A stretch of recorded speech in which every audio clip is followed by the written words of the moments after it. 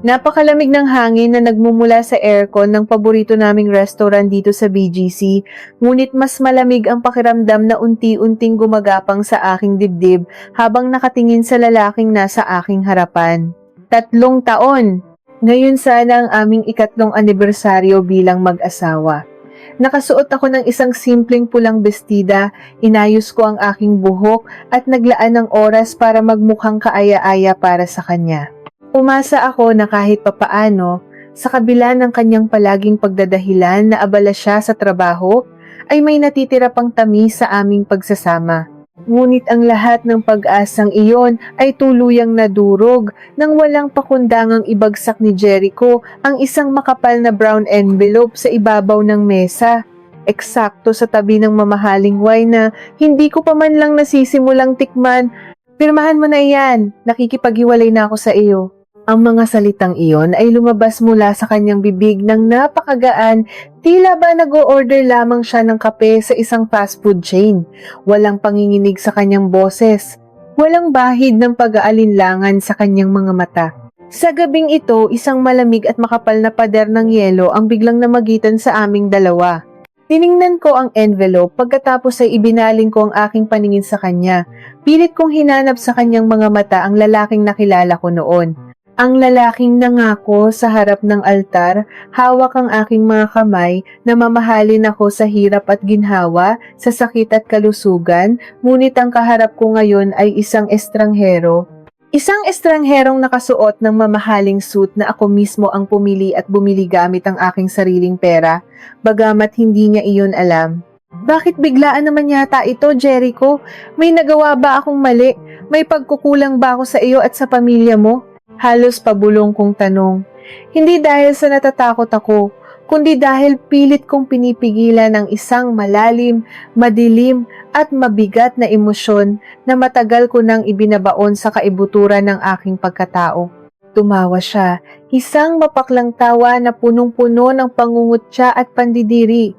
Sumandal siya sa kanyang silya, pinagkrus ang kanyang mga braso at tinitigan ako mula ulo hanggang paa. Tila ba isa akong maruming basahan na nakapasok sa isang palasyo. Di mo ba talaga alam, Serena? O nagmamaang-maangan ka lang? 3 taon. 3 taon kong tiniis ang pagiging asawa ng isang babaeng walang maipagmalaki, isang babaeng nanggaling sa wala. Nakakahiya kang isama sa mga kaibigan ko. Tuwing may social gatherings ang kumpanya, pilit kitang itinatago dahil baka may makakita sa'yo at malaman nilang ang asawa ng isang tulad ko ay isang hamak na probinsyana na walang ibang alam kundi ang maglinis ng bahay at magluto. Parang mga patalim na unti-unting ibinabaon at pinipilipit sa aking dibdib ang bawat salita niya, mga salitang nagpabalik sa lahat ng alaala ng aking pagtitiis. Nag-flashback sa aking isipan ang mga madaling araw na gumigising ako ng 4:00 para lang mamalengke at ipagluto siya at ang kanyang pamilya ng paborito nilang sinigang at adobo dahil ayaw ng inang si Doña Carmela ng mga pagkaing hindi bagong luto. Naalala ko ang mga masasakit na salita ng kanyang ina na laging pinapamukha sa akin na isa lamang akong hampas lupa na masuwerte at pinulot ng kanyang napakagaling na anak. Naalala ko ang mga magkapatid niyang sina Jocelyn at Jason na walang ginawa kundi gawin akong alila sa sarili kong pamamahay, iniiwan ang mga nakakalat nilang sapatos sa sahig, nakapapakintab ko lamang. At ako? Tinanggap ko ang lahat ng iyon. Nilunok ko ang aking pride, ibinaba ko ang aking sarili, itinago ko ang aking tunay na pagkatao at ang aking yaman at namuhay bilang isang ordinaryong may bahay. Ginawa ko iyon dahil lumaki akong ulila. Gusto kong maranasan ang magkaroon ng isang totoong pamilya. Gusto kong maramdaman ng isang dalisay na pagmamahal na hindi nakabase sa kung anong meron ako sa bangko o kung anong titulo ang nakakabit sa pangalan ko. Ngunit tila nagkamali ako ng taong pinaglaanan ng aking sakripisyo.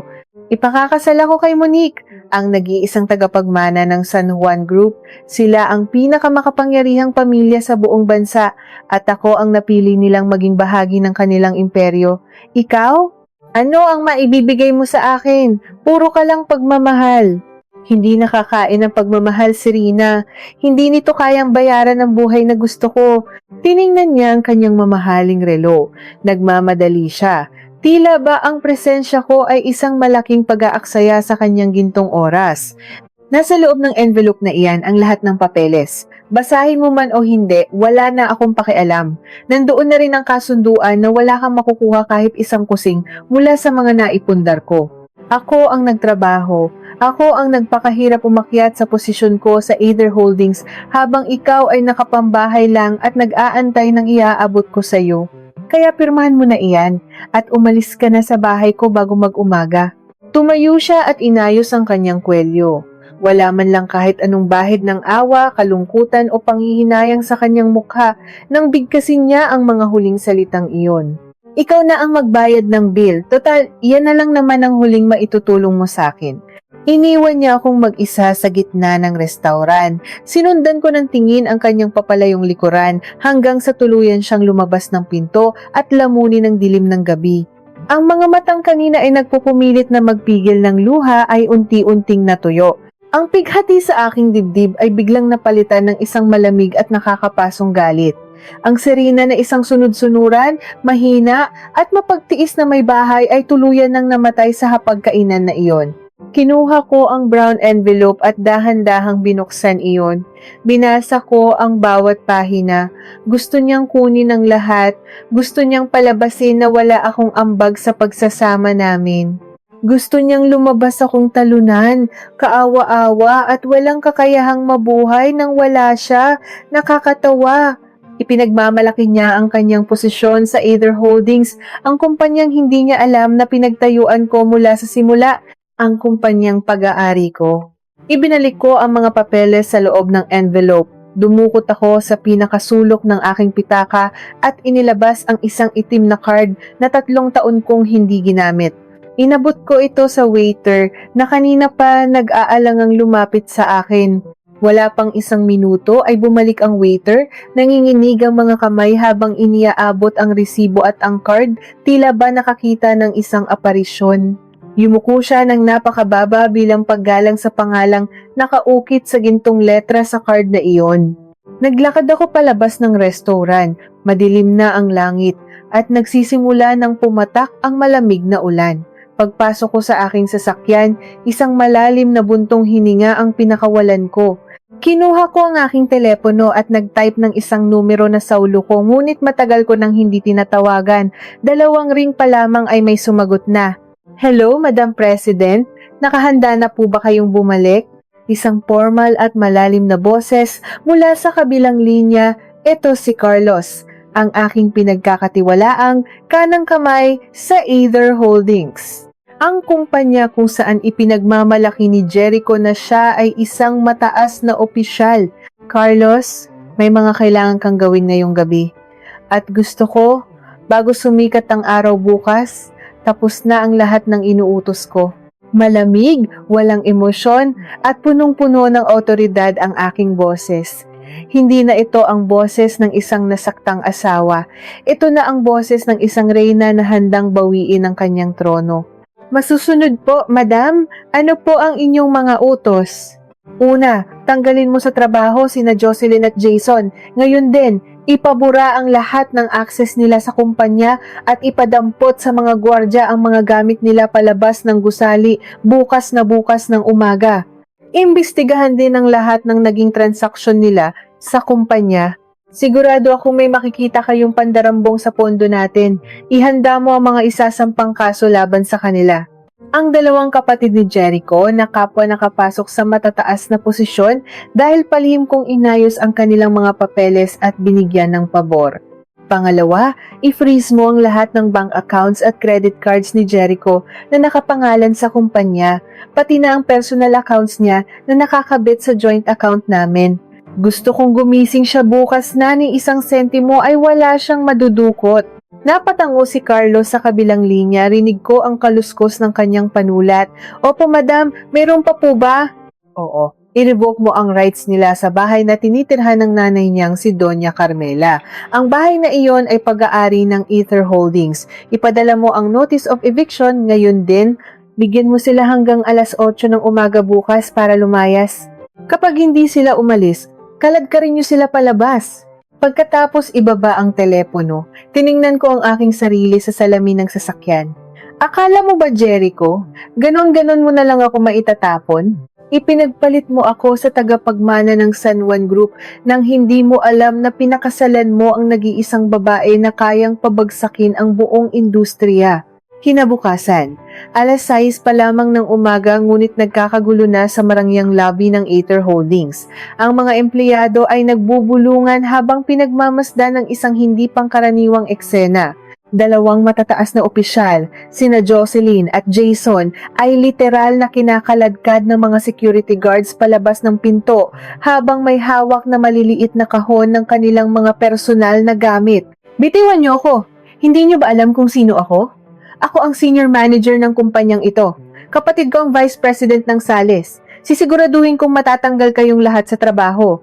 Nagwawala si Jocelyn habang ang kanyang takong ay kumikiskis sa makintab na sahig. Sa tabi niya, namumula sa galit at kahihiyan si Jason, nagtatangkang manuntok ng gwardya ngunit agad siyang napabagsak sa lapag at pinusasan. Pasensya na po, ma'am sir. Direktiba po ito mula sa pinakamataas na opisina. Tanggal na po kayo sa trabaho dahil sa kasong paglustay ng pondo, malamig na sagot ng hepe ng seguridad bago tuluyang isinara ang malalaking salaming pinto ng gusali. Sa kabilang banda ng syudad, sa isang marangyang subdivision, nagising si Doña Carmela dahil sa malakas at tuloy-tuloy na katok sa kanyang pintuan. Pagbukas niya, tumambad sa kanya ang dalawang lalaking nakasuit na may iniaabot na isang formal na dokumento mula sa korte. Nang mabasa niya ang nakasulat tungkol sa agarang pagpapalayas, halos mahimatay ang matanda. Nanginginig ang buong katawan, kinuha niya ang kanyang telepono at tinawagan ang kaisa-isang taong lagi niyang inaalipusta tuwing may problema siya. Sa loob ng aking penthouse, nakaupo ako sa isang malambot na sofa, umiinom ng mainit na tsaa habang pinagmamasdan ang nagising na syudad. Tumunog ang aking telepono. Pang-siyam na 48 missed call na ito mula kay Doña Carmela. Hinayaan ko muna itong mag-ring ng ilang beses bago ko dahan-dahang pinindot ang answer button. Walang hiyang babae ka! Anong ginawa mo sa mga anak ko? Bakit tinanggal sa trabaho sina Jocelyn at Jason? At anong kalokohan itong papel na dumating sa akin na pinapalayas ako sa sarili kong bahay? Isa kang demonyo! Babalatan kita ng buhay, Serena. Napakalakas ng kanyang boses na halos mabasag ang speaker ng telepono ko. Humigop ako ng tsaa, pinasarap sa aking dila ang init nito bago ako nagsalita sa pinakamalamig at pinakakalmadong tono na kaya kong gawin. Sino ito? At bakit ang aga-aga ay nanggugulo kayo sa numero ko? Natigilan ng matanda sa kabilang linya. Natahimik siya ng ilang segundo bago muling sumigaw, mas matinis at mas desperado ngayon. Ako ito, ang biyenan mo. Anong pinagsasasabi mong sino ako?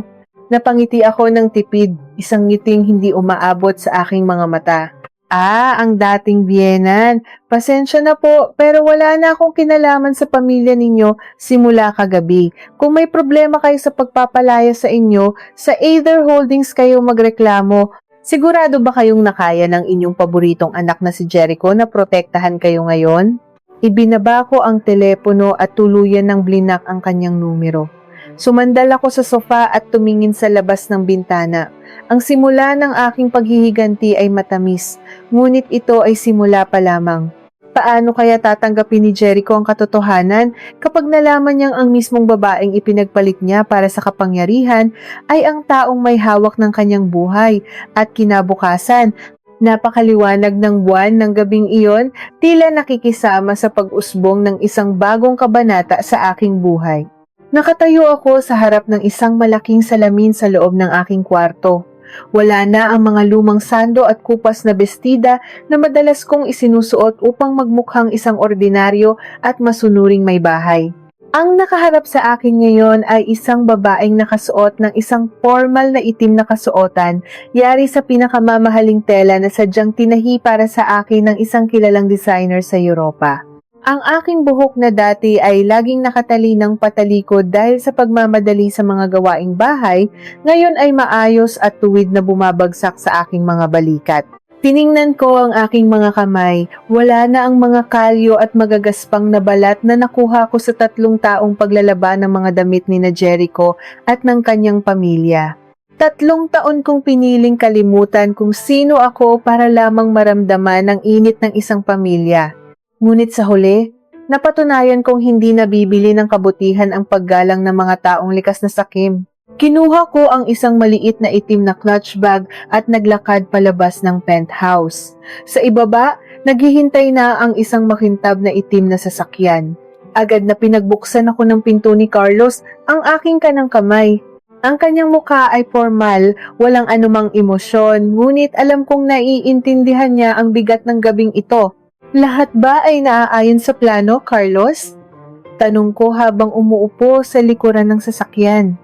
Opo, madam. Ang lahat ng linya ng kredito ni Mr. Jericho ay putol na. Ang mga imbitasyon at ebidensya ay nasa akin na rin. Handang-handa na ang lahat para sa gabi ng kanyang pag-iisang dibdib. Sagot niya bago isinara ang pinto. Umusad ang sasakyan patungo sa isa sa mga pinakasikat at pinakamamahaling hotel sa buong Maynila. Dito gaganapin ang marangyang engagement party ni Jericho at ng kanyang bagong mapapangasawa na si Monique San Juan. Habang binabagtas namin ang maluluwag na kalsada, hindi ko maiwasang alalahanin kung paano nagreklamo si Jericho noong aming unang anibersaryo. Sinabi niyang sayang lang sa pera ang pagbili ng cake at bulaklak para sa akin. Ngunit ngayon, para sa babaeng tagapagmana ng isang bilyonaryo, nagawa niyang arkilahin ang pinakamalaking ballroom ng hotel at punuin ito ng mga imported na rosas mula sa ibang bansa. Ang sakit na naramdaman ko kagabi ay tuluyan ng naglaho. Pinalitan ito ng isang malamig at nakakapasong determinasyon. Hindi na ako umiiyak. Wala na akong luhang ilalaan para sa isang taong walang kwenta. Nang makarating kami sa hotel, hindi ako dumaan sa pangunahing pintuan. Ginamit namin ang pribadong elevator patungo sa itaas na palapag kung saan makikita ang buong kabuuan ng ballroom mula sa isang nakatagong balkonahe. Mula rito, malinaw kong nakikita ang mga nagkikislapang ilaw, ang nagtataas ang mga baso ng alak at ang mga taong nakasuot ng kani-kanilang pinakamagarbong damit. At doon sa gitna ng lahat nakatayo si Jericho. Nakasuot siya ng isang puting suit na akala mo ay isang tunay na prinsipe. Nakangiti siya ng napakalapad habang nakikipag-usap sa mga kilalang negosyante at politiko. Sa tabi niya ay si Monique, isang magandang babae na nakasuot ng kumikinang na gown. Walang kamalay-malay sa tunay na kulay ng lalaking nasa kanyang tabi. Mula sa aking kinatatayuan, napansin ko ang paglapit ng event manager kay Jericho. May ibinulong ito sa kanya. Nakita ko kung paano bahagyang nagbago ang timpla ng mukha ni Jericho, bagamat pilit niya pa ring pinapanatili ang kanyang ngiti sa harap ng mga bisita. Humingi siya ng paumanhin kay Monique at sumunod sa manager patungo sa isang sulok na walang gaanong tao. Ginamit ko ang pagkakataong ito para bumaba mula sa balkonahe at dahan-dahang maglakad patungo sa labas ng ballroom sa bandang pasilyo kung saan sila nag-uusap. Nakatago ako sa dilim ng isang malaking poste, sapat lamang para marinig ang kanilang pinag-uusapan. Anong ibig mong sabihin hindi gumagana ang card ko? Imposible iyan! Iyan ay corporate platinum card mula sa Ether Holdings. Walang limitasyon iyan. Rinig na rinig ko ang pilit na pinipigilang galit sa boses ni Jericho. Pasensya na po talaga, Sir Jericho. Ilang beses na po namin sinubukan sa makina pero decline po talaga ang lumalabas. Baka po gusto ninyong tumawag sa bangko ninyo. O baka may iba pa po kayong card na pwedeng gamitin para mabayaran ang karagdagang vintage champagne na in-order ninyo para kay Don Roberto? Magalang ngunit may halong pag-aalinlangang sagot ng manager. Kinuha ni Jericho ang kanyang pitaka. Ang kanyang mga kamay ay bahagyang nanginginig. Inilabas niya ang kanyang personal na gold card at inabot sa manager. Heto, subukan mo iyan. Siguraduhin mong hindi mapapahiya ang pamilya San Juan ngayong gabi. Ako ang magbabayad niyan. Tumango ang manager at mabilis na ipinasok ang card sa wireless terminal na hawak niya. Ilang segundo ang lumipas, umiling ang manager. Sir, decline din po. May problema po yata sa lahat ng accounts ninyo. Namutla si Jericho. Para siyang binuhusan ng malamig na tubig. Ang kayabangan sa kanyang mukha ay unti-unting napalitan ng kaba at matinding pagkalito. Kinuha niya ang kanyang telepono at sinubukang buksan ang kanyang mobile banking app. Nakita ko kung paano nanlaki ang kanyang mga mata nang makita ang pulang mensahe sa screen. Blocked, frozen, zero balance. Anong nangyayari? Bulong niya sa kanyang sarili. Pilit kinakalma ang paghingang nagsisimula ng bumilis. Ito na ang tamang oras. Lumabas ako mula sa likuran ng poste at naglakad patungo sa kanila. Ang tunog ng aking matulis na takong ay umalingaw-ngaw sa tahimik na pasilyo, dahilan upang mapalingon si Jericho at ang manager. Nang magtama ang aming mga paningin, nakita ko kung paano huminto ang mundo niya. Ang kanyang bibig ay bahagyang nakaawang, hindi makapaniwala sa nakikita. Tiningnan niya ako mula ulo hanggang paa.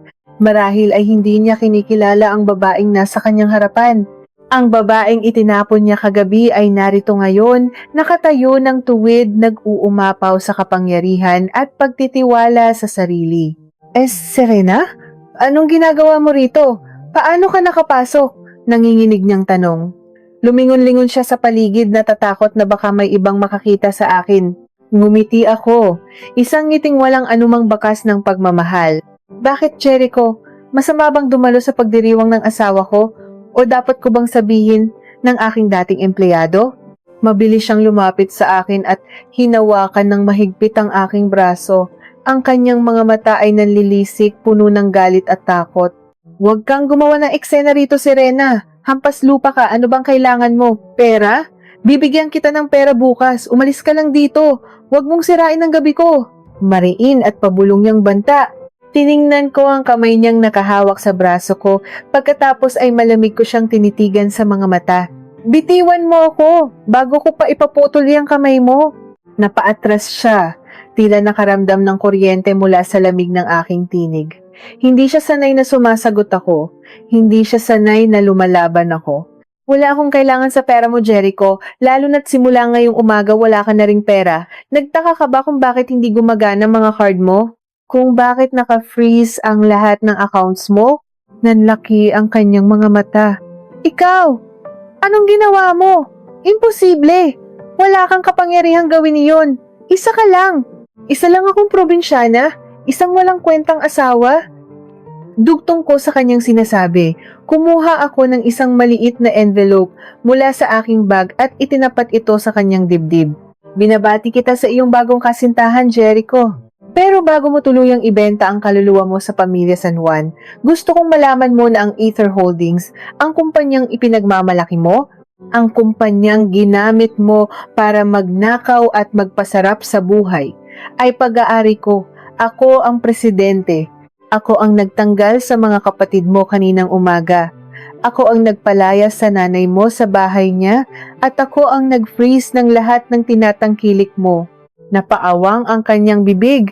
Hindi siya makapagsalita. Ang lalaking laging may sagot sa lahat ng bagay ay biglang napipi. Nagsimulang mamuo ang pawis sa kanyang noo at ang kanyang mga tuhod ay tila manghihina anumang oras. Serena, nagbibiro ka lang, di ba? Imposible iyan. Nauutal niyang sabi, pilit na kumakapit sa huling hibla ng kanyang kayabangan. Bago pa man ako makasagot, isang malalim at pamilyar na boses ang umalingaw-ngaw mula sa aming likuran. Anong nangyayari dito, Jericho? Sino ang babaeng ito? Lumingon kami pareho. Nakatayo doon si Monique. Ang kanyang mukha ay puno ng pagtataka at sa kanyang likuran ay ang kanyang ama, ang bilyonaryong si Don Roberto San Juan. Ang lalaking may kontrol sa halos kalahati ng ekonomiya ng bansa. Ang lalaking pinapangarap ni Jericho na maging biyenan. Mabilis na pinunasan ni Jericho ang pawis sa kanyang noo at nagpilit ng isang malapad ngunit nanginginig ng ngiti. Monique, Don Roberto. Wala po ito. Isa lamang siyang ang desperadang babae na nanghihingi ng limos. Papalayasin ko na po siya. Humakbang ako palapit kay Monique at kay Don Roberto. Hindi ako nagpakita ng anumang takot. Sa halip, inabot ko kay Monique ang brown envelope na sana ay ibibigay ko kay Jericho. Hindi ako namamalimos, Miss San Juan. Ako si Serena, ang asawa ng lalaking balak mong pakasalan.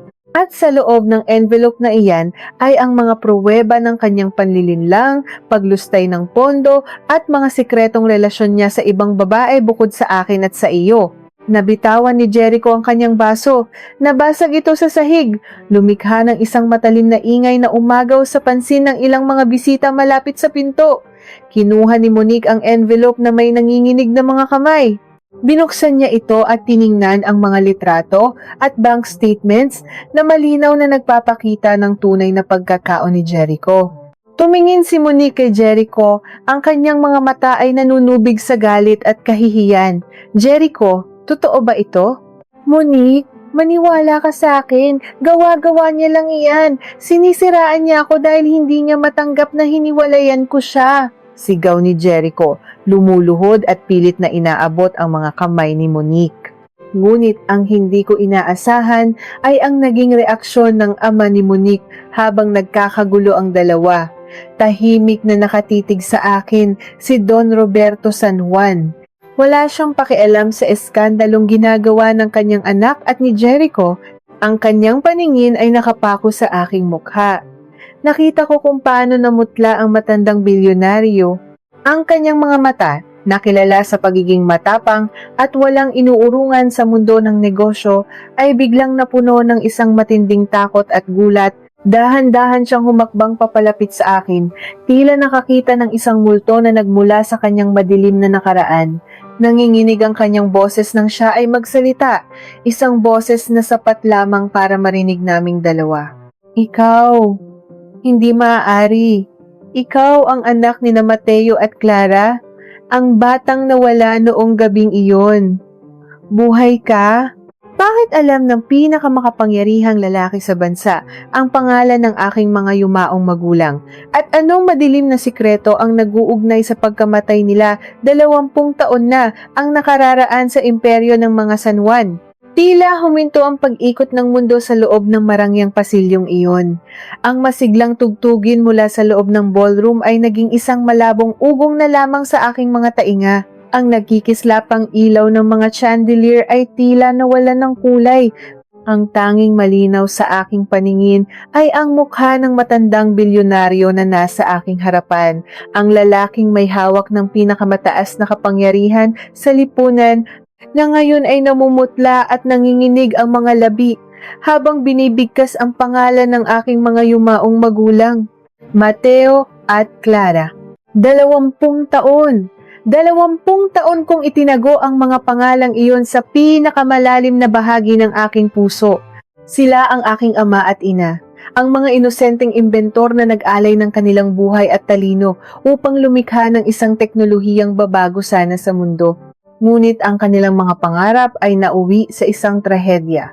Isang madilim at maulan na gabi, nawalan ng preno ang kanilang sinasakyang kotse, nahulog sa isang malalim na bangin at sumabog. Ako, na noon ay 5 taong gulang pa lamang, ay himalang nakaligtas dahil itinago ako ng aking ina sa ilalim ng upuan at binalot ng kanyang sariling katawan. At ngayon, ang lalaking itinuturing ng marami bilang isang bayani ng industriya, ang lalaking nakinabang sa mga ninakaw na blueprints ng aking ama ay nakatayo sa aking harapan. Dahan-dahang humakbang palapit sa akin si Don Roberto. Ang kanyang nanginginig na kamay ay nagtangkang abutin ang aking balikat, tila isang nag-aalalang lolo na nakita ang kanyang nawawalang apo.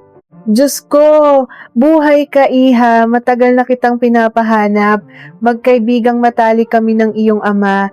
Nang mamatay sila, gumuho ang mundo ko. Pilit kitang hinanap para ampunin at palakihin, ngunit parang bumuka ang lupa at nilamon ka. Isang mapaklang tawa ang kumawala sa aking mga labi. Isang tawa na punong-puno ng puot at pandidiri. Umikot ang sikmura ko sa mga salitang binitawan niya. Ang galing niyang magbalat kayo. Kung hindi ko lang napanood ang lumang videotape na lihim na itinago ng aking ama sa isang safety deposit box bago siya mamatay, isang video kung saan malinaw na pinagbabantaan ni Don Roberto ang aking pamilya, malamang ay naniwala na ako sa kanyang mga luha ng buwaya. Huwag mo akong hahawakan, Don Roberto, mariin at malamig kong utos. Ang bawat salita ko ay tila mga yelong tumusok sa kanyang pagkatao. At huwag mong dungisan ang pangalan ng aking mga magulang sa pamamagitan ng paglabas nito sa iyong maruming bibig. Magkaibigan? Ang isang kaibigan ba ay nagbabayad ng mga tauhan para sirain ang preno ng sasakyan ng kanyang kumpadre? Napaatras ang matanda, tila sinampal ng isang nakikitang puwersa. Ang kanyang mga mata ay nanlaki sa gulat at takot. Lumingon siya sa paligid, sinisiguro kung may ibang nakarinig sa aking mga sinabi. Serena, hindi ko alam kung anong mga kasinungalingan ang itinanim sa isip mo ng mga taong nagpalaki sa iyo, ngunit wala akong kinalaman sa aksidenteng iyon. Pilit niyang pagtatanggi, bagamat ang panginginig ng kanyang boses ay nagkakanulo sa kanyang mga kasinungalingan. Sa mga sandaling iyon, nakita ko ang pagkabigla sa mukha ni Monique. Tumingin siya sa kanyang ama pagkatapos ay sa akin, hindi malaman kung sino ang paniniwalaan. Ang kanyang perpektong gabi ay unti-unting nagiging isang bangungot. Dad, anong pinagsasasabi ng babaeng ito? Totoo ba? Totoo bang may kinalaman ka sa pagkamatay ng mga magulang niya? Nanginginig na tanong ni Monique, nakahawak ng mahigpit sa braso ng kanyang ama. Huwag kang makinig sa kanya, Monique. Baliw ang babaeng iyan. Biglang sumingit si Jericho, pilit na bumabangon mula sa kanyang pagkakapaluhod. Ginamit niya ang pagkakataong ito upang magmukhang tagapagtanggol ng pamilya San Juan. Tiningnan niya ako ng masama, pilit itinatago ang sarili niyang takot. Serena, sumusobra ka na. Una, sinira mo ang buhay ko at ng pamilya ko. Ngayon naman ay naninira ka ng puri ng isang kagalang-galang na tao. Ipapahuli kita sa mga pulis. Tumingin ako kay Jericho, isang tingin na tila ba nakatingin ako sa isang walang kwentang insekto na nakadapo sa aking sapatos. Ang lalaking ito, na 3 taon kong pinagsilbihan at minahal, ay wala palang ibang alam kundi ang maging isang sunod-sunuran sa mga taong may pera. Hindi niya naiintindihan ang lalim ng dagat na kanyang nilulusungan. Tumahimik ka, Jericho. Wala kang alam sa usapang ito. Isa ka lang hamak na tau-tauhan na ginagamit ng pamilyang ito para maglinis ng kanilang mga kalat. Nakakatawa, hindi ba? Ipinagpalit mo ang asawa mo para sa kapangyarihan ng mga San Juan? Hindi mo alam na ang mismong asawa mo ang tunay na nagmamay-ari ng teknolohiyang nagpayaman sa kanila. Binaling ko muli ang aking paningin kay Don Roberto. Nakita ko kung paano bumalik ang talim sa kanyang mga mata, na wala ang nagkukunwaring mabait na matanda. Ang nakatayo ngayon sa harap ko ay ang tunay na halimaw ng industriya, isang lalaking handang pumatay para sa pera at kapangyarihan. Ano ngayon ang gusto mo, Serena? Malamig niyang tanong. Ang tono ay puno na ngayon ng pagbabanta. Pera? Sabihin mo kung magkano. Babayaran ko ang pananahimik mo. Huwag mong sirain ang negosyo ko at ang kasal ng anak ko dahil lang sa mga walang kwentang paratang na wala ka namang ebidensya. Lumapit ako sa kanya, hindi inaalintana ang panganib. Tinitigan ko siya sa mata, hinayaan kong makita niya ang 20 taong galit, pangungulila at uhaw sa katarungan na nagliliyab sa aking kaluluwa. Hindi ko kailangan ng pera mo, Don Roberto, dahil lahat ng meron ka ngayon ay galing sa pawis at dugo ng aking ama. Ang gusto kong makita kang gumapang sa lupa. Gusto kong makita ang pagbagsak ng imperyong itinayo mo sa ibabaw ng mga bangkay ng aking mga magulang. At asahan mo magsisimula iyon bukas. Tinalikuran ko sila. Hindi ko na hinintay ang kanilang isasagot. Habang naglalakad ako palayo, narinig ko ang pag-iyak ni Monique at ang nagpupumilit na pagpapaliwanag ni Jericho. Ang bawat hakbang ko palayo sa ballroom na iyon ay tila paghugot ng isang malalim na tinik sa aking dibdib.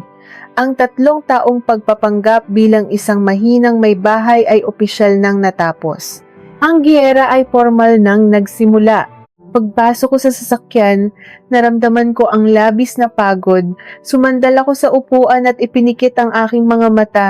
Ang imahe ng aking duguang ina at ang nag-aapoy na sasakyan ay muling nag-flashback sa aking isipan.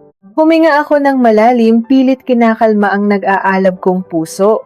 Umuwi na tayo, Carlos. Mahina akong utos. Kinabukasan, maaga akong nagising.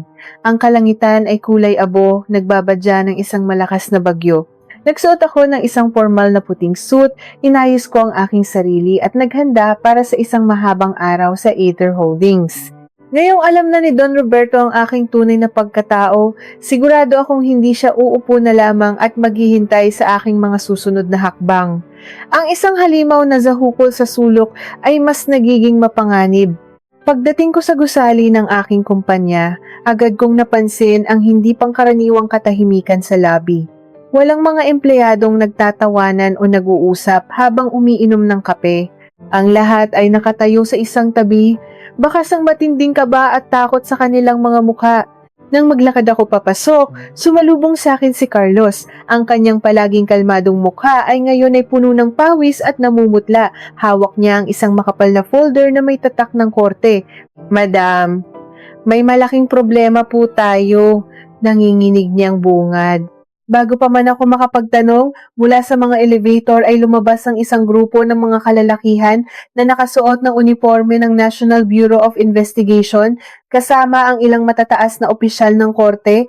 Sa unahan nila ay isang lalaking pamilyar sa akin, ang pinuno ng legal team ng San Juan Group. Miss Serena, o mas mabuting tawagin kitang presidente ng Aether Holdings, nakangising bati ng abogado. May dala kaming search warrant at court injunction. Inirereklamo kayo ng San Juan Group ng bilyon-bilyong pisong danyos dahil sa pagnanakaw ng intelektual na pag-aari, pananabutahe ng korporasyon, at cyber espionage. Napakunot ang aking noo. Pagnanakaw? Kami ang ninakawan nila, 20 taon na ang nakararaan. Paano sila magkakaroon ng lakas ng loob na baliktarin ang sitwasyon? Ano ang ibig mong sabihin? Anong ninakaw namin? Anong matigas kong tanong, hindi nagpapakita ng anumang takot sa harap ng mga autoridad. Binuksan ng abogado ang isang dokumento at inilantad sa akin ang mga technical na blueprints at source codes ng pinakabagong proyekto ng Aether Holdings, ang proyektong inaasahan kong magpapabagsak sa mga San Juan. Ayon sa aming mga ebidensya, ang core codes ng inyong system ay direktang kinopya mula sa mga pribadong server ng San Juan Group. At mayroon kaming saksi mula mismo sa loob ng inyong kumpanya na magpapatunay na ikaw mismo ang nag-utos ng pagnanakaw na ito. Tumingin ako kay Carlos. Paanong nangyari ito? Ang source codes na iyon ay kilala lamang ng 5 pinagkakatiwalaang tao sa buong kumpanya. Paano ito napunta sa kamay ng mga San Juan sa loob lamang ng isang gabi? Madam, may nagbenta ng impormasyon natin mula sa loob at ang masaklap pa, bumagsak ng 40% ang stocks natin ngayong umaga paglabas ng balita. Ipinasara ng korte ang lahat ng operasyon natin habang nag-iimbestiga. Bulong ni Carlos, ang kanyang boses ay halos mabiyak sa bigat ng balita. Tila tumigil ang pag-ikot ng aking mundo. Ang imperyong itinayo ko ng ilang dekada upang ipaghiganti ang aking mga magulang ay unti-unting nadudurog sa harap mismo ng aking mga mata. May isang ahas sa loob ng aking bakuran, isang traidor na nagbenta ng aking buhay at pangarap sa mga pumatay sa aking pamilya. At habang pinagmamasdan ko ang mga otoridad na kinukumpiska ang mga computer at dokumento ng aking kumpanya, isang katanungan ang patuloy na umaalingaw-ngaw sa aking isipan, nagdudulot ng matinding kaba at panginginig sa aking kalamnan. Sino ang nagtaksil sa akin? At paano ako babangon mula sa isang patibong na idinisenyo upang ibaon ako ng buhay?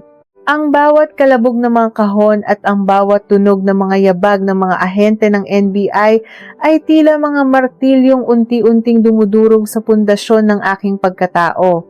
Nakatayo ako sa gitna ng sarili kong kumpanya, pinapanood ang mga taong hindi ko kilala na kinukuha ang mga hard drive, mga computer, at ang bawat piraso ng dokumentong pinaghirapan kong buuin sa loob ng maraming taon. Ang Aether Holdings ay hindi lamang isang negosyo para sa akin. Ito ang aking sandata, ito ang aking kalasag, ito ang tanging pamana ng aking mga magulang na pilit kong binubuhay. At ngayon, sa isang iglap, ninanakaw itong muli sa harap mismo ng aking mga mata. Sino? Sino ang traidor? Ang tanong na iyon ay paulit-ulit na sumasaksak sa aking isipan. Tiningnan ko ang mga mukha ng aking mga empleyado. Nakita ko ang takot at pagkalito sa kanilang mga mata. Tiningnan ko si Carlos na kasalukuyang nakikipagtalo sa isang ahente upang protektahan ang mga confidential files ng aming mga inosenteng kliyente. Hindi si Carlos. Buhay ko ang itataya ko, alam kong hindi siya ang magtataksil sa akin. Ngunit kung hindi siya, sino ang may sapat na access sa aming pinakasagradong source code upang ibenta ito sa mga San Juan?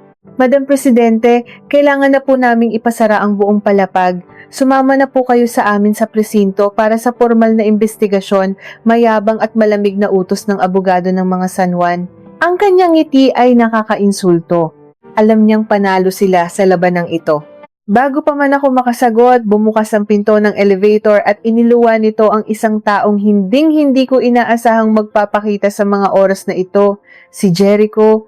Nakasuot siya ng isang kaswal ngunit mamahaling damit. Ang kanyang mukha ay maaliwalas at punong-puno ng kayabangan.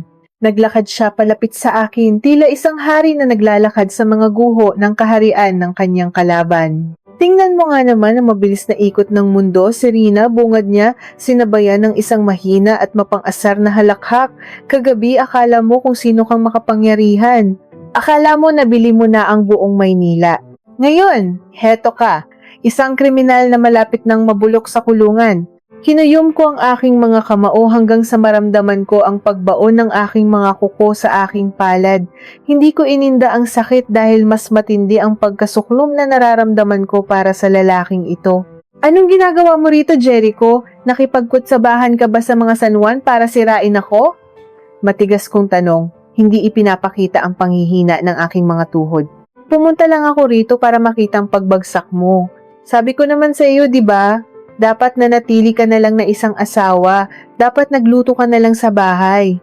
Kung hindi ka nagmataas, hindi sana mangyayari ito sa'yo.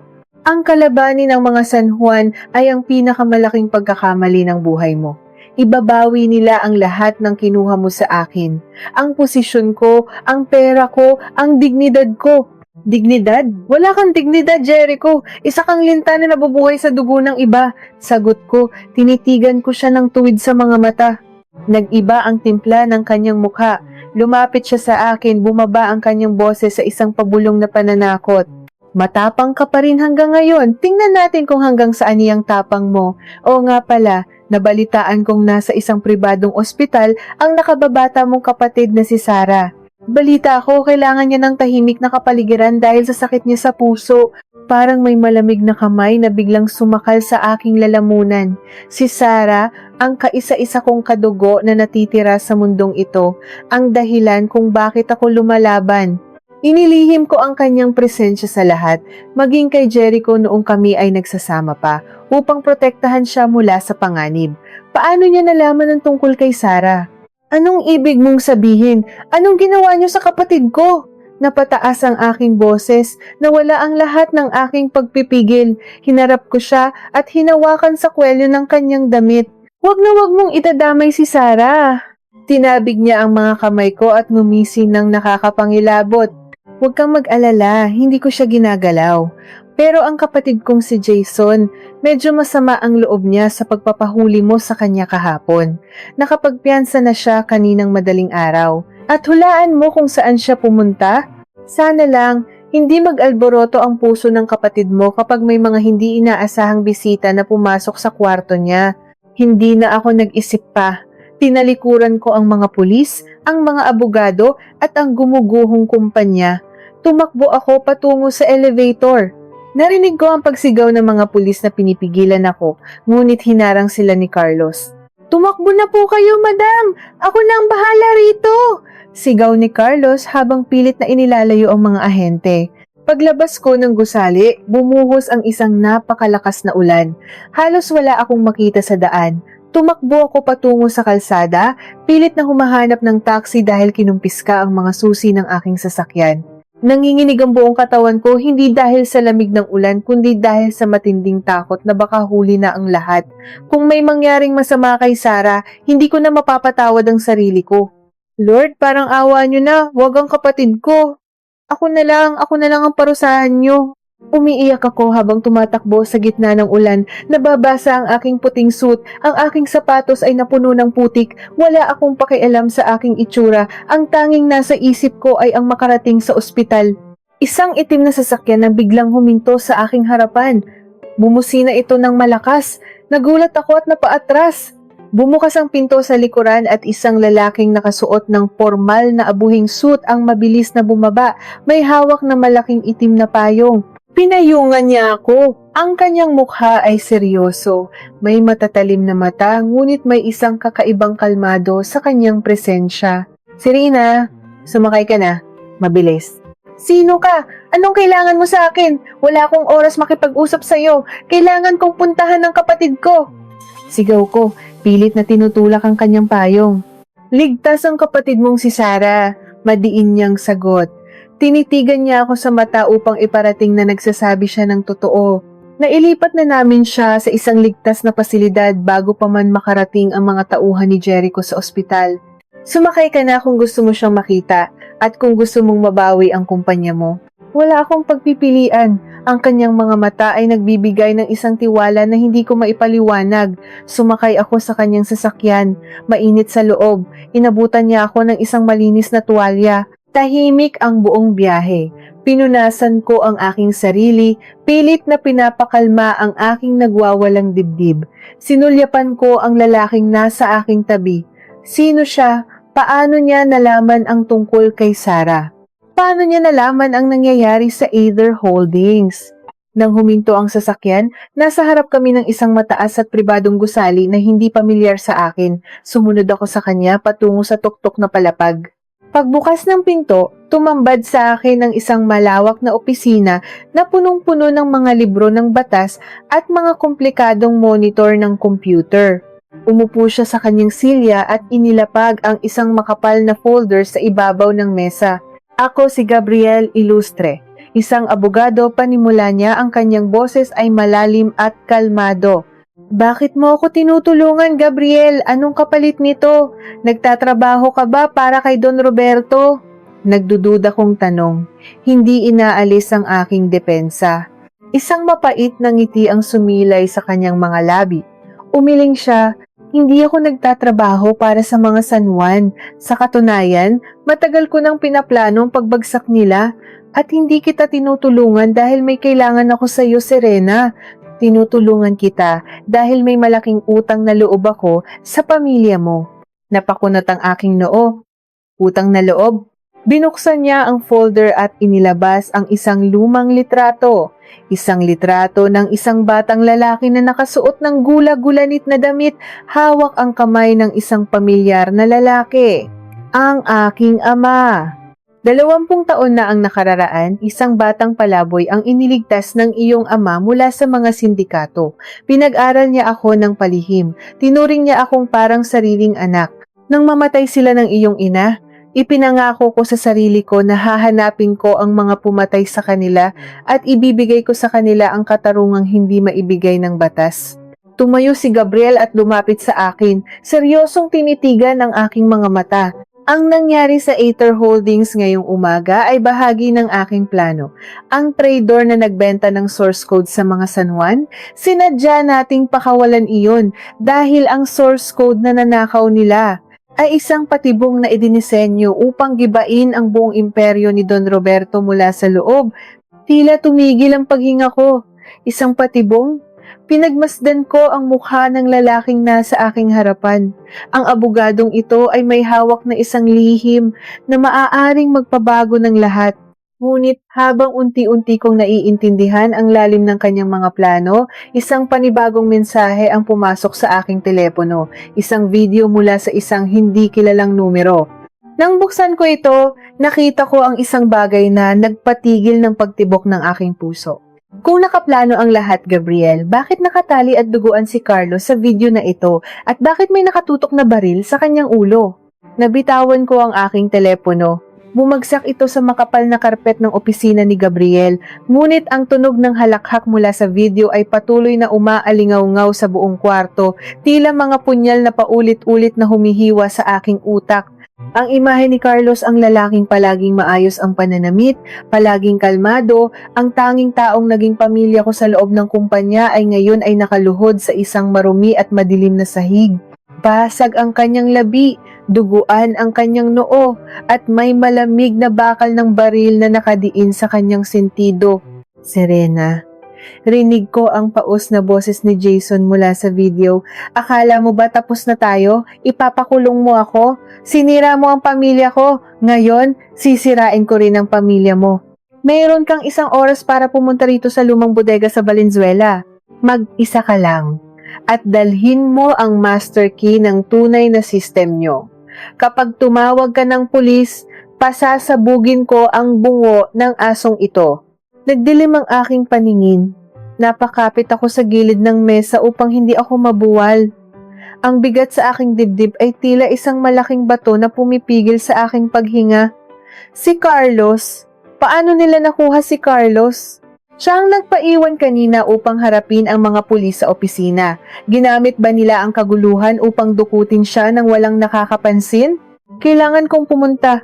Kailangan kong iligtas si Carlos. Nanginginig kong bulong, ang aking mga luha ay tuloy-tuloy na umaagos sa aking mga pisngi. Wala na akong pakialam sa kumpanya. Wala na akong pakialam sa paghihiganti at sa mga perang nawala. Hindi ko kayang may mamatay na inosenteng tao dahil lamang sa galit ko. Hindi ko kayang maulit ang pagkawala ng mga taong mahalaga sa akin. Mabilis na pinulot ni Gabriel ang aking telepono. Pinanood niya ang video, ang kanyang mga mata ay nanlilisik ngunit nananatiling kalmado ang kanyang panga. Pinakinggan niya ang background noise, ang mahinang ugong ng mga lumang makina, ang patak ng ulan sa yelong bubong, at ang malayong tunog ng tren. Hindi ka pwedeng pumunta roon ng mag-isa, Serena. Isang patibong iyan. Kapag nakuha nila ang gusto nila, papatayin pa rin nila si Carlos at isusunod ka nila. Mariin at malalim ang utos ni Gabriel. Hinawakan niya ako sa magkabilang balikat, pilit na ibinabalik ang aking katinuan. Kilala ko ang mga San Juan. Ginagamit lang nila si Jason at Jericho para gawin ang maruming trabaho. Kapag tapos na ito, ililigpit din nila ang magkapatid para walang ebidensyang maituturo sa kanila. Ano ang gusto mong gawin ko? Hayaan ko siyang mamatay sa kamay ng mga baliw na iyon. Napasigaw ako. Hinampas ko ang dibdib ni Gabriel gamit ang aking nanginginig na mga kamay. Hindi mo naiintindihan, Gabriel. Si Carlos ang nag-aruga sa akin noong nagsisimula pa lang ako. Siya ang nagtakip sa mga pagkakamali ko. Siya ang nagbuhos ng dugo at pawis para maitayo ang Ether Holdings ng patago.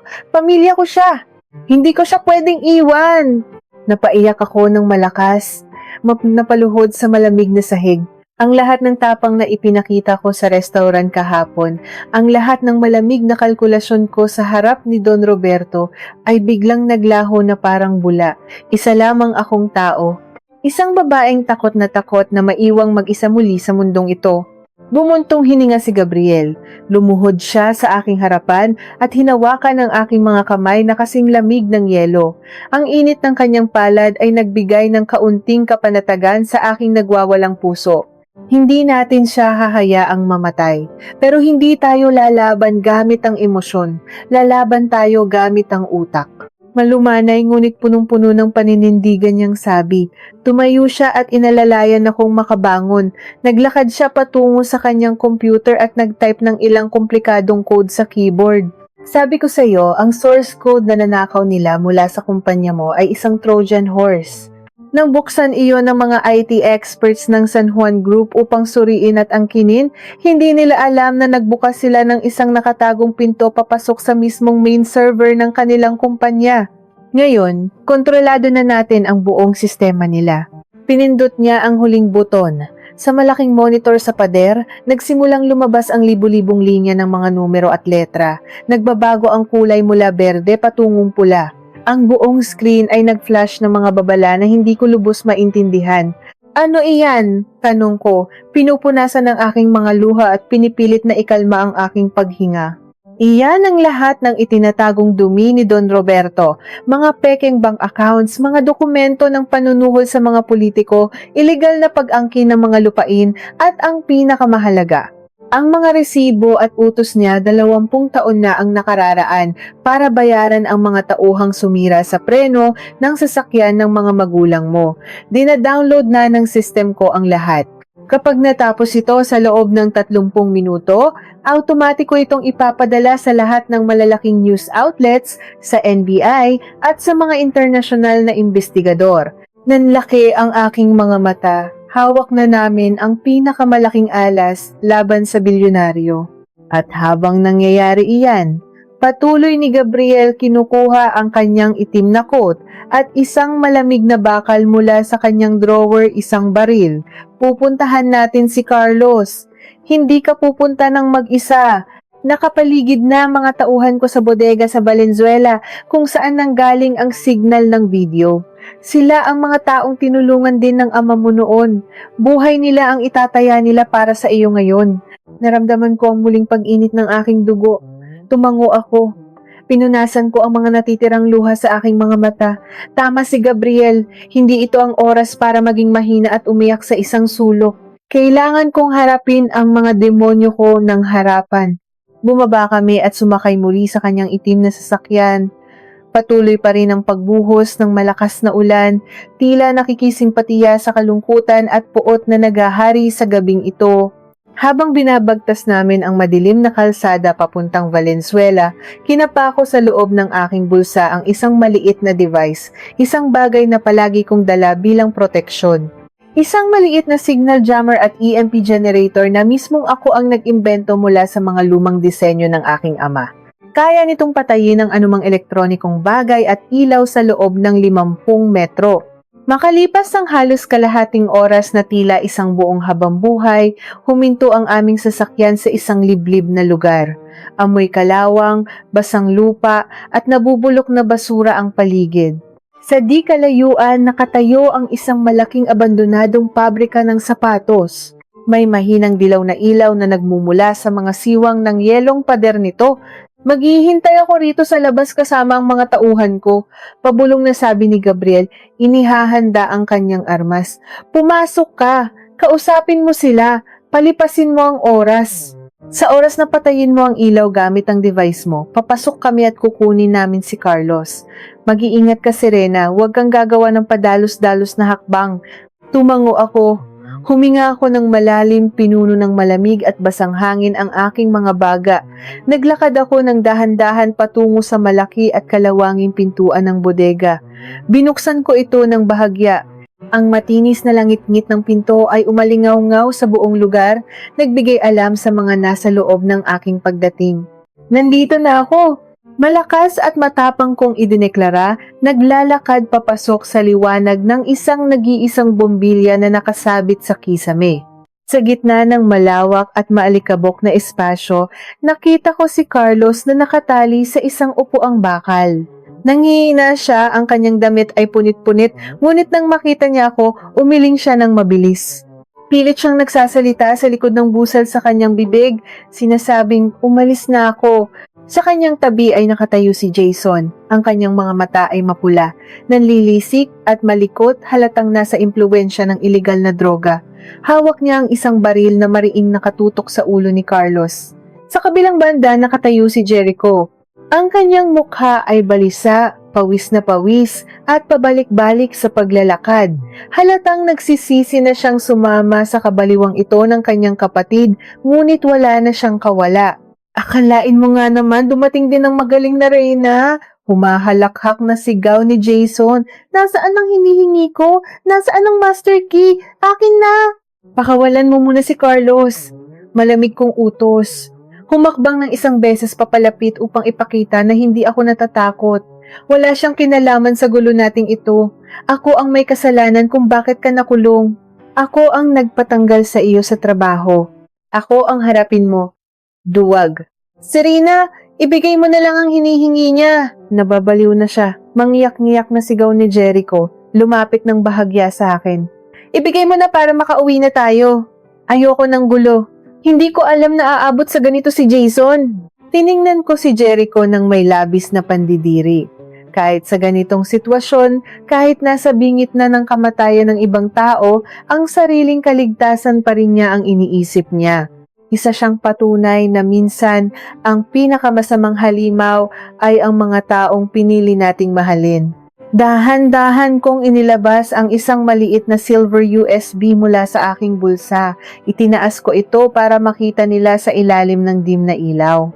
Sabay ang aking kabilang kamay sa loob ng aking bulsa ay dahan-dahang humawak sa maliit na switch ng EMP device. Isa na lang. Isang pindot na lang at mamamatay ang kaisa-isang ilaw na ito. Sa dilim, papasok sina Gabriel at matatapos na ang kalbaryong ito. Ngunit bago ko pa man madiin ang switch, isang tunog ng mabagal, kalmado at mapang-asar na palakpak ang nagmula sa madilim na bahagi ng bodega. Napalingon kaming lahat, maging sina Jason at Jericho ay nagulat. Mula sa dilim, naglakad palabas ang isang figura na pinapayungan ng dalawang malalaking lalaking nakaitim. Tila huminto ang tibok ng puso ko. Nanlamig ang buong katawan ko na parang naging yelo. Hindi. Imposible to. Paano siya nakarating dito? Bakit siya nandito? Nakangiti si Don Roberto San Juan habang tinititigan ang gulat na gulat kong mukha. Hawak niya sa kanyang kabilang kamay ang isang tablet na nagpapakita ng error screen mula sa main server ng kanyang kumpanya. Akala mo ba talaga, Iha, na ganun-ganoon mo na lang ako maiisahan gamit ang isang peking source code at murang patibong? Malamig na sabi ng matandang bilyonaryo, ang kanyang boses ay tila laso na gumagapang sa hangin. Magaling ang abogado mong si Gabriel. Napakagaling. Pero nakalimutan niyo yata kung sino ang binabangga ninyo. Bago pa man kayo magplano, bago niyo pa maisip na sirain ang kumpanya ko mula sa loob, nabasa ko na ang lahat ng galaw ninyo. Sumenya siya sa isa sa kanyang mga tauhan. Iniluwa ng dilim ang isa pang figura, isang babaeng nakagapos sa mga kamay, may busal sa bibig at umiiyak ng walang patid, basang-basa ng ulan. Nanigas ang buong katawan ko, parang binuhusan ako ng kumukulong asido mula ulo hanggang paa. Nanikip ang aking lalamunan at naramdaman ko ang pagkawala ng lakas ng aking mga tuhod. Paano napunta sa mga kamay ng halimaw na ito ang nakababata kong kapatid na si Sarah, na alam kong nasa isang ligtas na pasilidad ni Gabriel, at ano ang nakatakdang mangyari ngayon na ang lahat ng aming plano at baraha ay tuluyan ng nabuko? Bumagsak ang aking mga tuhod sa magaspang at malamig na semento ng lumang bodega. Ang bawat hikbi ni Sarah sa likod ng busal sa kanyang bibig ay tila mga punyal na sabay-sabay na itinatarak sa aking puso. Basang-basa siya ng ulan, nanginginig sa takot, at ang kanyang mga inosenteng mata ay nagmamakaawang nakatingin sa akin, ang kapatid ko. Ang kaisa-isang dahilan kung bakit ako patuloy na humihinga, ang kaisa-isang kayaman ng pilit kong itinago sa mundo upang hindi madungisan ng kasamaan ng mga San Juan. Ngayon, nasa kamay siya ng mismong halimaw na pumatay sa aming mga magulang. Sarah. Diyos ko, Sarah, patawarin mo si ate. Nanginginig kong bulong, hindi alintana ang putik at dumi na dumidikit sa aking puting pantalon. Umalingaw-ngaw ang isang malamig at mabagal na halakhak mula kay Don Roberto. Naglakad siya palapit sa akin, ang tunog ng kanyang mamahaling sapatos ay nakakabinging pumapailan lang sa tahimik na paligid. Huminto siya sa aking harapan, tinitigan ako mula sa itaas na tila isang diyos na nagmamasid sa isang kaawa-awang insekto. Nakakaawa, wika niya, ang boses ay punong-puno ng pang-iinsulto. Ganyan-ganyan din ang hitsura ng ina mo noong gabing iyon, nagmamakaawa, umiiyak, handang ibigay ang lahat para lang mabuhay kayo. Ngunit alam mo ba kung anong natutunan ko sa mahabang panahon ko sa negosyo, Serena? Ang awa ay para lamang sa mga mahihina, at ang mga mahihina ay walang puwang sa itaas. Napaangat ang aking paningin sa kanya. Ang mga luha sa aking mga mata ay unti-unting napalitan ng isang nagliliyab na puot. Kung nakamamatay lamang ang tingin, kanina pa naging abo ang matandang nasa harapan ko. Paano mo nakuha ang kapatid ko? Ligtas siya sa pasilidad ni Gabriel. Matapang kong isinigaw, bagamat ang panginginig ng aking boses ay nagkakanulo sa matinding kaba sa aking dibdib. Ngumisi si Don Roberto at inayos ang kanyang kwelyo. Gabriel Ilustre, ang magaling na abogado. Akala niya ba ay hindi ko alam ang mga kilos niya? Bago pa man siya maging isang kilalang abogado, nakapailalim na ang lahat ng galaw niya sa aking mga mata. Walang nangyayari sa syudad na ito na hindi ko pinapahintulutan. Ang pasilidad na pinagtaguan niya sa kapatid mo, pag-aari ng isa sa mga kumpanyang hawak ko. Naglaro kayo sa loob ng aking bakuran, Serena. At ngayon, tapos na ang laro. Nilingon ko si Jericho na nakatayo malapit kay Jason. Namumutla si Jericho, halatang hindi niya inaasahan ang pagdating ng bilyonaryo, lalong-lalo na ang pagkadawit ni Sarah. Akala niya ay isang simpleng pangingiki lamang ang mangyayari, ngunit ngayon ay nasa gitna siya ng isang malaking sindikato na handang pumatay. Don Roberto! Nanginginig na sumingit si Jericho, lumapit ng ilang hakbang ngunit pinigilan ng isang matipunong tauhan ng matanda. Wala po sa usapan natin na idadamay ang bata. Sabi niyo si Carlos lang ang gagamitin natin para pilitin si Serena na ibigay ang kumpanya. Paano kapag may nangyaring masama sa bata? Pwede tayong makulong lahat. Tiningnan ni Don Roberto si Jericho na parang isang basurang nakaharang sa daan. Isang tingin na puno ng labis na pandidiri. Tumahimik ka, tanga, malamig, at mabagsik na utos ng matanda. Ginawa kitang kasangkapan dahil akala ko ay may silbi ka, ngunit katulad ng kapatid mong baliw sa droga, isa ka ring walang kwentang duwag. Kayo ang nag-umpisa ng gulong ito dahil sa katangahan ninyong magkapatid. Kaya kung gusto mo pang masikatan ng araw bukas, isara mo iyang bibig mo bago ko iutos na isunod ka sa mga ililigpit ngayong gabi. Napaatras si Jericho, hindi makapagsalita. Ang mga mata ay puno ng matinding takot at pagsisisi. Nakita niya ngayon ang tunay na mukha ng pamilyang pinangarap niyang kabilangan. Ipinagpalit niya ang isang asawang tapat para sa isang pamilyang handa siyang patayin anumang oras. Binaling muli ni Don Roberto ang kanyang atensyon sa akin. Itinaas niya ang tablet na hawak niya. Sa screen nito ay makikita ang isang pulang bar na patuloy na napupuno ang porsyento ng mga files na palihim na dinadownload ng Trojan Horse ni Gabriel mula sa server ng mga San Juan. 50% na. Magaling ang patibong na ginawa ninyo, aaminin ko. Patuloy ni Don Roberto, ang tono ay naging seryoso at nagbabanta. Inakala kong nakuha ko na ang source code ng Aether, ngunit isa pala itong virus na sumisipsip ng lahat ng sikreto ng kumpanya ko. Hindi ito mapigilan ng mga IT experts ko. Isang tao lang ang may hawak ng abort code upang patayin ang virus na ito bago nito maipadala ang lahat ng ebidensya sa media at sa NBI. Ikaw, Serena. Inilabas ng isa sa kanyang mga tauhan ang isang makapal na dokumento mula sa isang itim na briefcase at inihagis ito sa harapan ko. Mga papeles iyon na nagpapalipat ng buong pagmamay-ari ng Aether Holdings sa pangalan ng San Juan Group. Ito ang mangyayari ngayon, utos niya. Ang bawat salita ay may diin. Ibibigay mo sa akin ang abort code para pigilan ang pag-download. Pagkatapos, pipirmahan mo ang deed of absolute sale na iyan. Ibibigay mo sa akin ang buong kumpanya mo nang walang anumang kapalit. Kapag ginawa mo iyan, hahayaan kong mabuhay ang kapatid mo at ang kanang kamay mong si Carlos. Kapag tumanggi ka, sumenya siya sa tauhang may hawak kay Sarah. Ikinasa ng lalaki ang baril at itinutok ito sa mismong sentido ng aking umiiyak na kapatid. Napapikit si Sarah ng mariin. Ang kanyang maliliit na balikat ay yumugyog sa labis na takot. "Wag!" Isinigaw ko. Agad na itinaas ang aking mga kamay bilang pagsuko. "Wag niyo siyang sasaktan. Gagawin ko. Ibibigay ko ang lahat." "Serena, wag!" Rinig kong sigaw ni Carlos mula sa kanyang pagkakagapos, pilit na iniluwa ang busal sa kanyang bibig. Kapag nakuha nila ang gusto nila, papatayin pa rin nila tayo. Wala silang ititirang buhay. Pinukpok ni Jason ang ulo ni Carlos gamit ang hawakan ng baril. Napadaing si Carlos at tuluyang bumagsak sa sahig, umaagos ang sariwang dugo mula sa kanyang ulo. "Tumahimik ka, matandang aso!" Bulyaw ni Jason.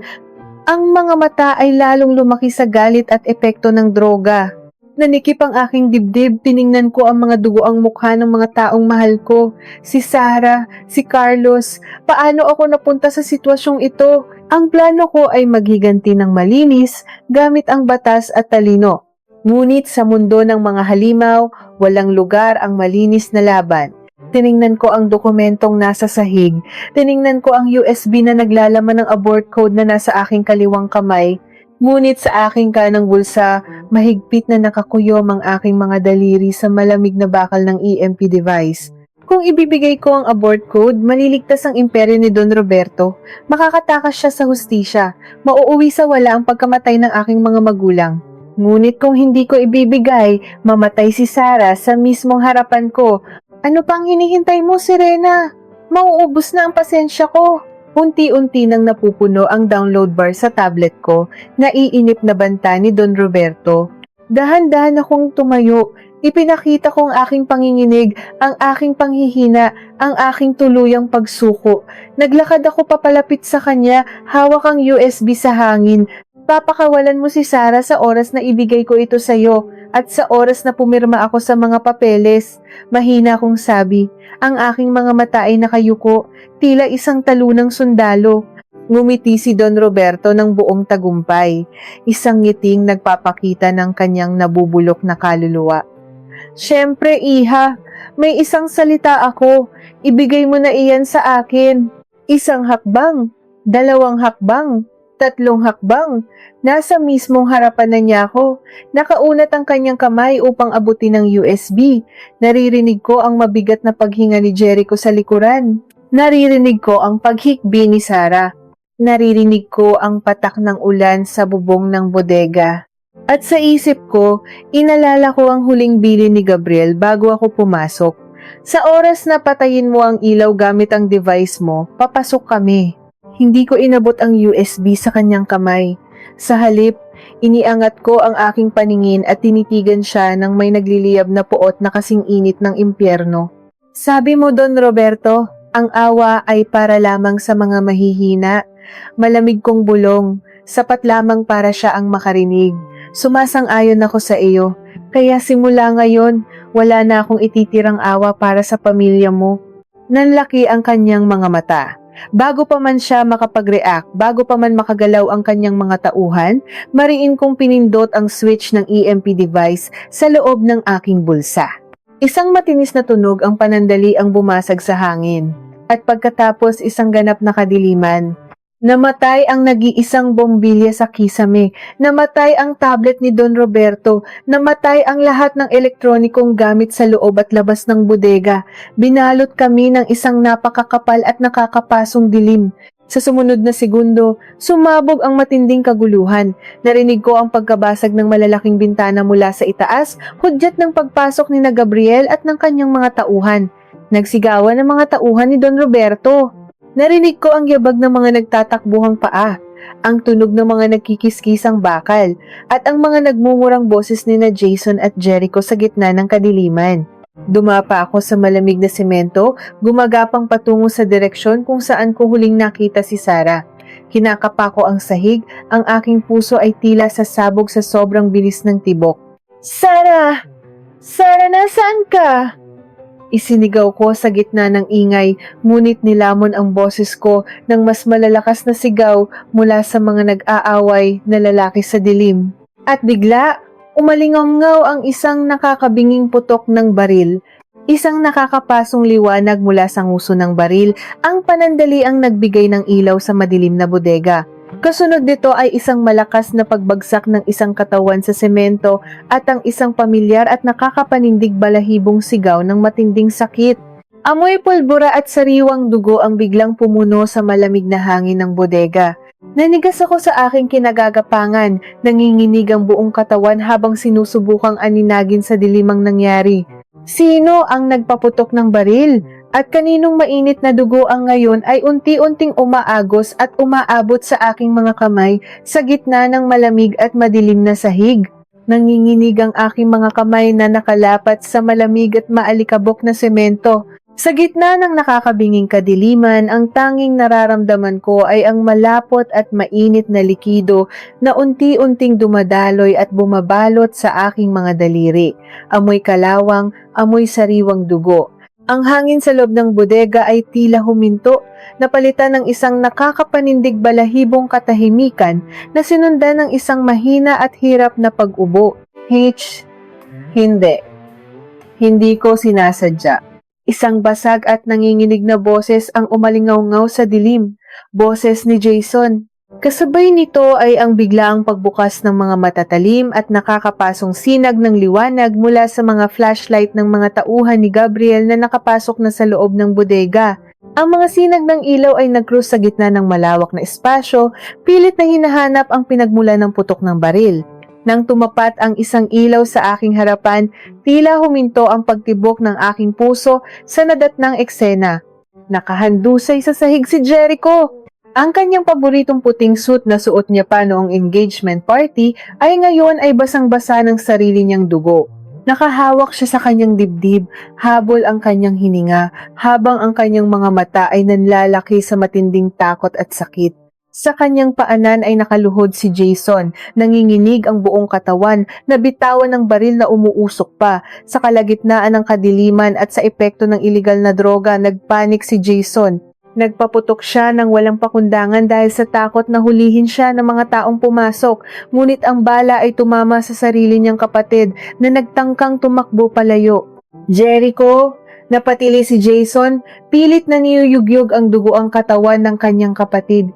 Kuya, gumising ka! Tulungan niyo kami! Tulungan niyo ang kapatid ko! Tiningnan ko si Jericho, ang lalaking sumira sa aking tiwala. Ang lalaking nagtapon sa akin na parang basura para lamang sa pera at kapangyarihan. Ngayon, nakahiga siya sa malamig na lupa, pinapatay ng sarili niyang kadugo at nagmamakaawang mabuhay.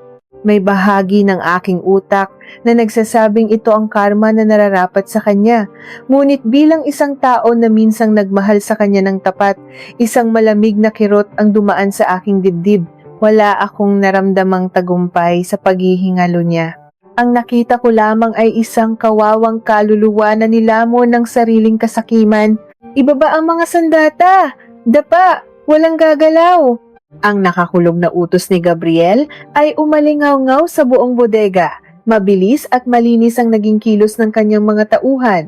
Sa loob lamang ng ilang segundo, napabagsak at napusasan nila ang mga naglalakihang gwardya ni Don Roberto. Ang bilyonaryo na kanina lamang ay nag-aastang Diyos ay ngayon ay sapilitang pinadapa sa maputik na sahig, ang kanyang mga braso ay mahigpit na nakapilipit sa kanyang likuran.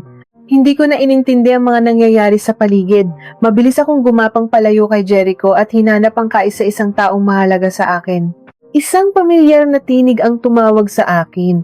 Sa ilalim ng sinag ng isang flashlight, nakita ko si Sarah. Tumakbo siya palapit sa akin at humandusay sa aking mga bisig. Niyakap ko siya ng napakahigpit. Tila ba kapag bumitaw ako ay bigla na lamang siyang maglalaho. Ibinabaon ko ang aking mukha sa kanyang basang buhok. Hinahayaan ang aking mga luha na malayang umagos. Ligtas ka na, Sarah. Nandito na si ate. Wala nang mananakit sa'yo.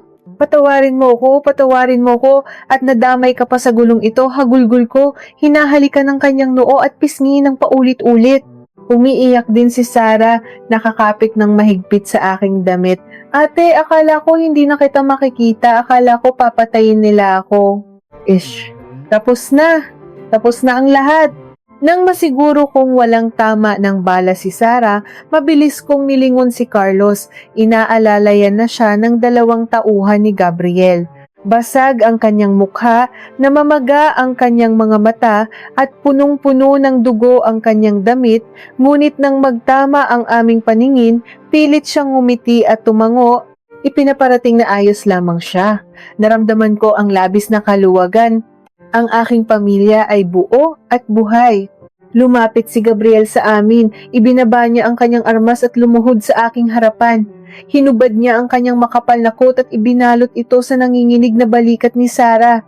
Tinitigan niya ako, ang kanyang mga mata ay nag-uumapaw sa pag-aalala at labis na paghanga. Ginawa mo, Serena. Ang tapang mo. Ginawa mo ang pinakamahirap na desisyon, malumanay niyang sabi. Pinupunasan ang putik sa aking pisngi gamit ang kanyang hinlalaki. Nang patayin mo ang kuryente gamit ang EMP, pinatay mo rin ang kaisa-isang device na may kakayahang magpadala ng abort code, ang tablet ni Don Roberto.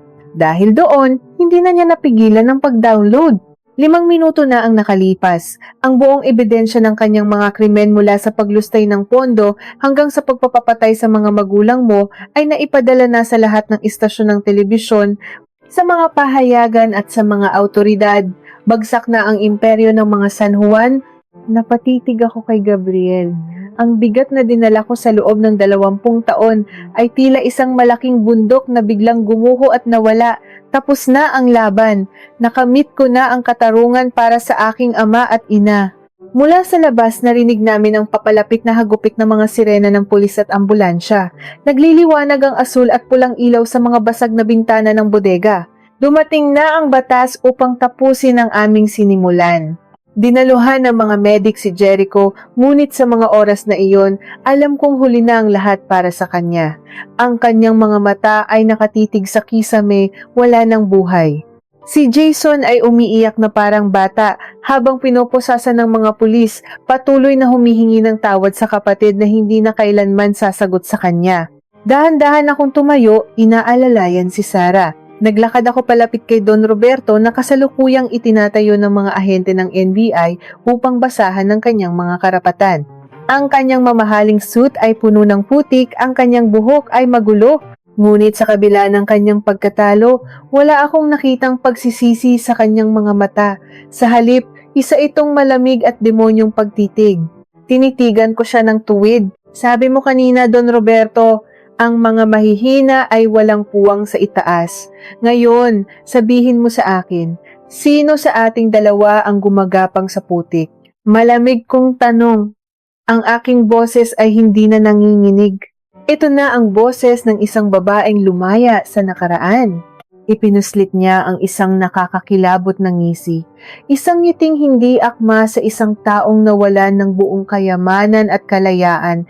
Tila ba may isang malaking sikreto siyang tinatawanan sa kanyang isipan. Magaling ka, Serena. Katulad ka ng iyong ama. Matalino, matapang, ngunit masyadong nagpapadala sa emosyon, paos at mabagal niyang sabi habang pinipigilan ng mga pulis ang kanyang mga balikat.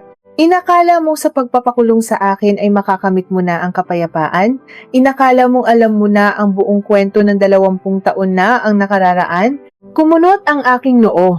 Anong pinagsasasabi ng halimaw na ito? Pilit ba siyang nagtatanim ng takot sa huling pagkakataon? Wala na akong pakialam sa mga kasinungalingan mo. Mabulok ka sa kulungan kasama ng mga kasalanan mo, pagtataray ko at tumalikod na upang akayin si Sarah palabas. Ngunit ang mga sumunod na salitang binitawan niya ay tila nagpatigil sa pag-ikot ng mundo. Ang ulan, ang mga sirena, ang mga yabag ng mga pulis, lahat iyon ay nabingi sa aking pandinig.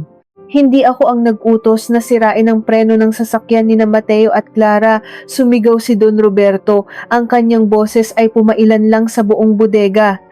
Oo, ninakaw ko ang teknolohiya nila pagkatapos nilang mamatay. Oo, nakinabang ako sa pagkawala nila.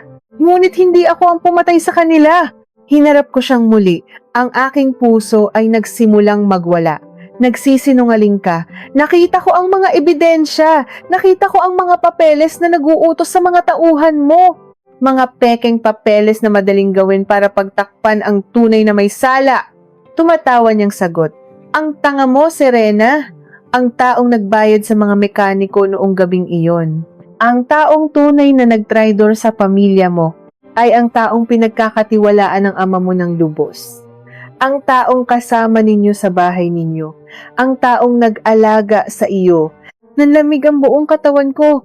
Lumingon ako sa paligid, ang aking mga mata ay naghanap ng kasagutan. Kung hindi si Don Roberto, sino? Sino ang taong malapit sa amin?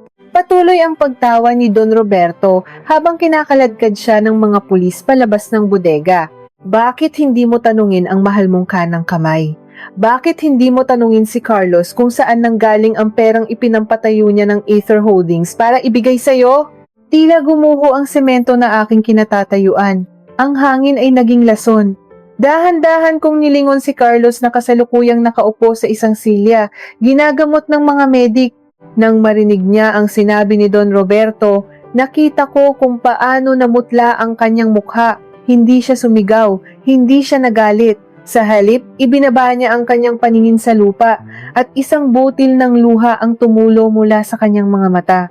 Sino ang tunay na halimaw na nagkukubli sa likod ng pamilyang pinili kong buuin at paano ko haharapin ang isang katotohanang mas madilim at mas masakit pa kaysa sa lahat ng kasinungalingan ng aking mga kaaway? Tila tumigil ang pag-ikot ng mundo. Ang malakas na buhos ng ulan na humahampas sa yelong bubong ng bodega ay naging isang malabong ugong sa aking pandinig. Ang kislap ng mga asul at pulang ilaw mula sa mga sasakyan ng pulis ay parang mga malulupit na kidlat na nagpapaliwanag sa pinakamadilim na sulok ng aking pagkatao. Dahan-dahan, parang isang taong naglalakad sa gitna ng isang masamang panaginip, nilapitan ko si Carlos. Carlos. Sabihin mong nagsisinungaling ang halimaw na iyon. Sabihin mong gumagawa lang siya ng kwento para sirain tayo. Nanginginig ang bawat salitang lumabas sa aking mga labi. Ang lalaking nasa aking harapan, ang lalaking nakayuko at walang awang hinahayaan ang sariling mga luha na pumatak sa dugo ang sahig, ay hindi lamang isang empleyado. Siya ang nagturo sa akin kung paano magpatakbo ng negosyo. Siya ang nag-abot sa akin ng panyo noong mga gabing umiiyak ako sa lungkot. Siya ang tumayong ama nang mawala ang mga magulang ko. Ngunit nang iangat niya ang kanyang paningin, nakita ko ang isang bagay na mas masakit pa sa anumang sugat. Nakita ko ang katotohanan. Patawarin mo ako, Serena.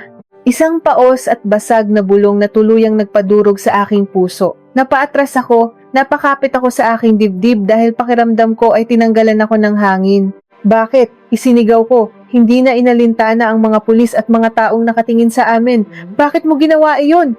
Tiwalang-tiwala sa iyo ang ama ko. Tinuring ka nilang pamilya. Lalong lumakas ang paghikbi ni Carlos. Pilit siyang tumayo bagamat nang hihina ang kanyang mga tuhod at lumuhod sa aking harapan. Ibinaba niya ang kanyang mukha sa maputik na semento. 20 taon na ang nakararaan. Para nagkasakit ng malubha ang anak ko. Kailangan ko ng malaking halaga para sa operasyon niya. Baon ako sa utang. Walang-wala ako. Nilapitan ako ni Don Roberto. Sabi niya, bibigyan niya ako ng 5 milyong piso, kapalit lamang ng pag-iwan kong bukas sa pintuan ng garahe ninyo isang gabi. Sabi niya, gusto lang daw niyang ipakuha sa mga tauhan niya ang mga kopya ng blueprints ng ama mo. Pumiling siya ng mabilis. Ang kanyang boses ay puno ng labis na pagsisisi at pagdurusa. Serena, maniwala ka sa akin. At hindi ko alam na sisirain nila ang preno ng sasakyan. Hindi ko alam na papatayin nila sina Don Mateo at Doña Clara. Nang mabalitaan ko ang aksidente, gumuho ang mundo ko. Pinatay ng konsensya ko ang kaluluwa ko. Hindi na iligtas ng pera ang anak ko. Namatay rin siya pagkalipas ng 1 linggo. Nawala ang lahat sa akin at alam kong iyon ang parusa ng Diyos. Ang bawat salita niya ay tila asido na pumapaso sa aking pandinig. Kaya ba itinayo mo ang Aether Holdings? Kaya ba ibinigay mo sa akin ang kumpanya ng walang hinihinging kapalit dahil binabayaran mo ang mga buhay na kinuha mo? Galit, puot at matinding pagkasuklam ang nag-uumapaw sa aking dibdib.